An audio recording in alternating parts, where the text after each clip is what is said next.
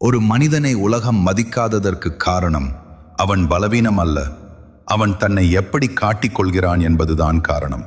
சாணக்கியர் கூறுகிறார், ஒன்று, அதிகமாக பேசும் மனிதனை யாரும் மதிக்க மாட்டார்கள். அமைதி காக்கும் மனிதனை எல்லோரும் கவனிப்பார்கள். 2, எப்போதும் கிடைக்கும் மனிதன் மதிப்பில்லாதவன் ஆகிவிடுவான்.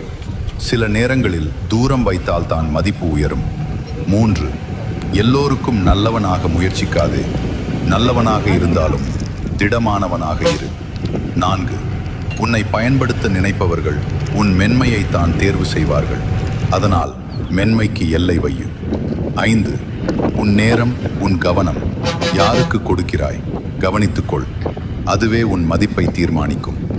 6, கோபத்தை காட்டாதே, அமைதியை காட்டு, அமைதியான மனிதனைத்தான் உலகம் பயப்படும். 7, உன்னை மதிக்க வைக்க ஒரே வழி